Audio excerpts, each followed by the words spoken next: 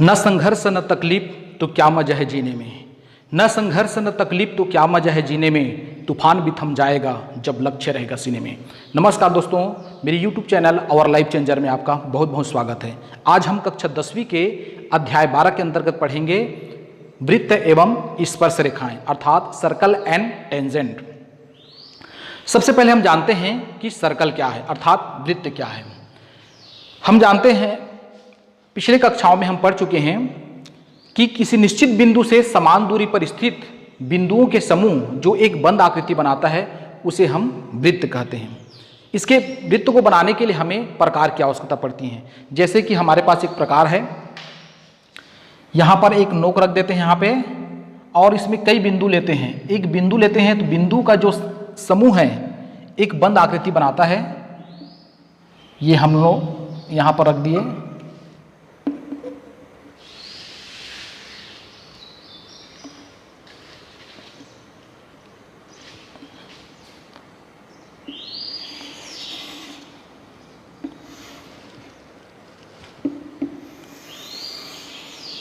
इस प्रकार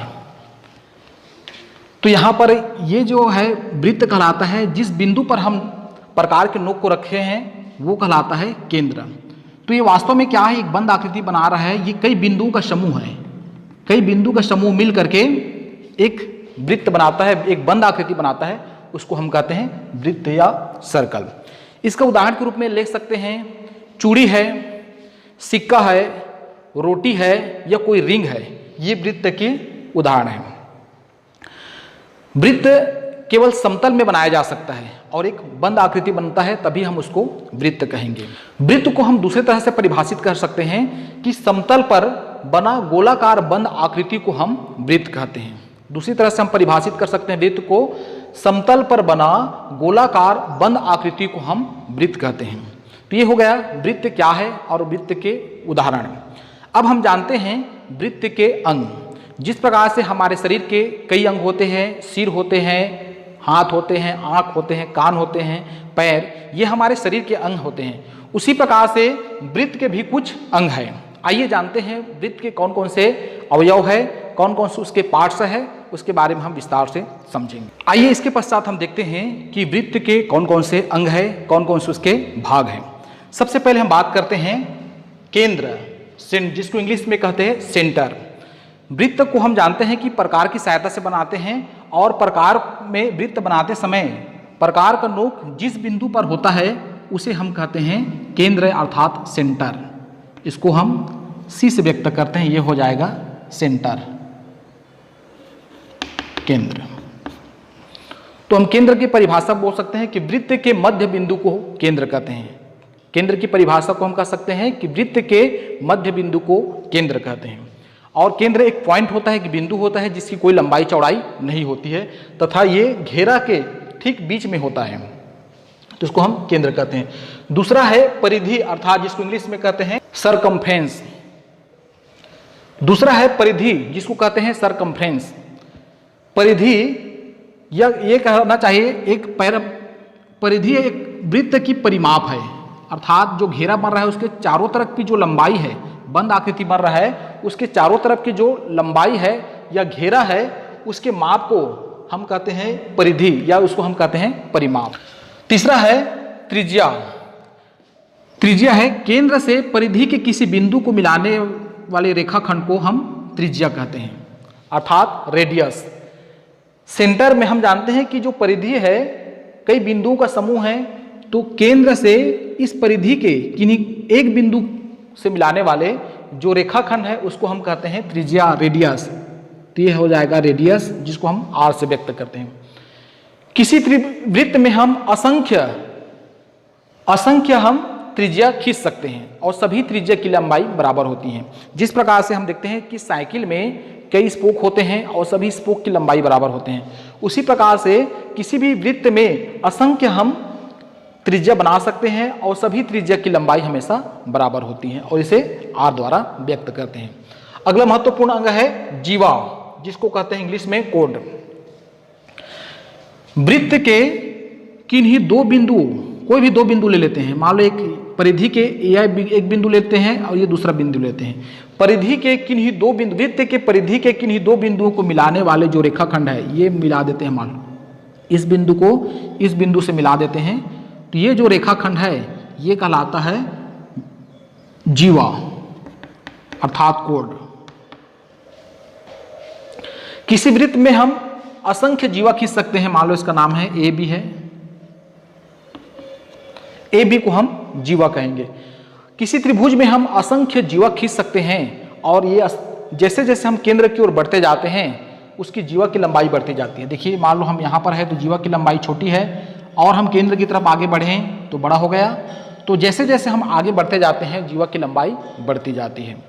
तो ये हो गया जीवा अर्थात कोड। वृत्त के अगला महत्वपूर्ण अंग है व्यास, जिसको कहते हैं इंग्लिश में डायमीटर। जैसे जैसे हम केंद्र की ओर बढ़ते जाते हैं तो जीवा की लंबाई बढ़ते जाते हैं। एक स्थिति में ऐसा आता है कि जो जीवा की लंबाई सबसे बड़ी होती है, सबसे लंबी होती है, और ये तभी संभव है जब वो केंद्र से होकर गुजरता है। तो इससे जब कोई जीवा केंद्र से होकर गुजरे तो उसे हम कहते हैं डायमीटर अर्थात व्यास। तो व्यास को इस प्रकार से परिभाषित करते हैं, वृत्त की सबसे बड़ी जीवा को व्यास कहते हैं। वृत्त की सबसे बड़ी जीवा को व्यास कहते हैं और इसकी जो लंबाई है त्रिज्या से हमेशा दोगुना होता है। देखिए यहाँ पर दो त्रिज्या मिल रहा है, ये मान लो इसका हम पी क्यू लेते हैं। मान लो सी से क्यू एक त्रिज्या हो गया और सी से पी दूसरी त्रिज्या हो गया। दो त्रिज्या जुड़ करके क्या बन रहा है, व्यास बन रहा है। इसलिए व्यास त्रिज्या से दो गुना होता है, अर्थात इसको लिख सकते हैं diameter is equal to 2r। व्यास त्रिज्या के दो गुना होता है। तो ये हो गया डायमीटर। इसके बाद है चाप। वृत्त का कोई भी भाग वृत्त का चाप कहलाता है। जैसे मान लीजिए एक उदाहरण के रूप में समझते हैं इसको, जैसे एक चूड़ी है उसको हम वृत्त मान सकते हैं। चूड़ी का हम एक टुकड़ा लेते हैं तो वो जो टुकड़ा है वह कहलाता है उसका चाप। चाप अर्थात आर्क।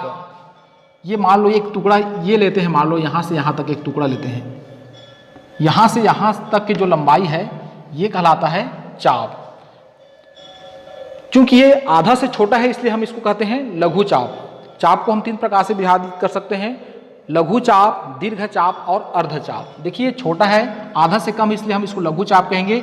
ये बढ़ करके मान लो यहाँ इतना कर लेते हैं तो ये कहलाता है अर्ध चाप। आधा हो जाता है उसको अर्ध चाप कहेंगे, और जब आधा से ज़्यादा हो जाता है तो इसे हम कहते हैं दीर्घ चाप। तो चाप अर्थात कोड तीन प्रकार के होते हैं, लघु चाप, दीर्घ चाप और अर्ध चाप। तो इस प्रकार से हम इसको चाप कह सकते हैं।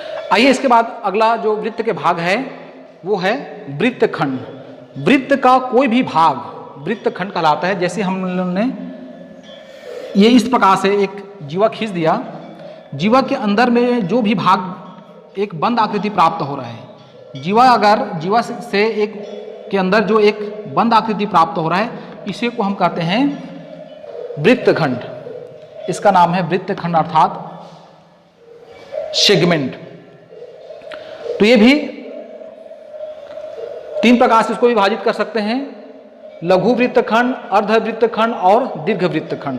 तो जैसे ये लघु है, आधा हम कर देंगे तो अर्ध वृत्तखंड हो जाएगा, और आधा से ज़्यादा करते हैं तो ये दीर्घ वृत्तखंड प्राप्त हो जाएगा। तो इस प्रकार के ये छायांकित भाग है, ये कहलाता है सेगमेंट या वृत्तखंड। इसके बाद हम बात करते हैं त्रिज्याखंड अर्थात सेक्टर। जैसे कि हम जानते हैं कि त्रिभुज में असंख्य हम त्रिज्या खींच सकते हैं। एक त्रिज्या हो गया, दूसरा त्रिज्या ये हो गया। तो दो त्रिज्याओं के बीच में जो बंद आकृति प्राप्त होता है, ये वाला जो बंद आकृति प्राप्त होता है इसको हम कहते हैं त्रिज्याखंड, सेक्टर कहते हैं। तो इस प्रकार से किसी भी वृत्त के 8 महत्वपूर्ण अंग होते हैं जो इस प्रकार से है। पहला है सेंटर, वृत्त के मध्य बिंदु को हम केंद्र कहते हैं। दूसरा है परिधि, वृत्त के चारों तरफ जो घेरा बनता है, बिंदु के समूह है, उसे हम कहते हैं परिधि।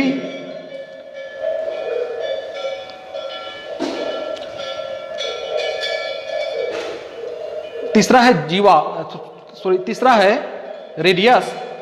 तो वृत्त केंद्र से परिधि को मिलाने वाली रेखाखंड को त्रिज्या या रेडियस कहते हैं। जीवा, वृत्त के परिधि के किन्हीं दो बिंदुओं को मिलाने वाले रेखाखंड को जीवा कहते हैं। व्यास, सबसे बड़ी जीवा को व्यास कहते हैं। और चाप है, वृत्त का कोई भी भाग वृत्त का चाप कहलाता है। वृत्तखंड, वृत्त के कोई भी एरिया या भाग उसको हम कहते हैं वृत्तखंड। तथा त्रिज्याखंड, दो त्रिज्याओं के बीच में बनने वाले बंद आकृति को हम त्रिज्याखंड कहते हैं। इस प्रकार से किसी भी वृत्त के ये महत्वपूर्ण अंग है। यदि वीडियो आपको अच्छा लगा तो कृपया मेरे चैनल को लाइक, शेयर और सब्सक्राइब अवश्य करें। धन्यवाद।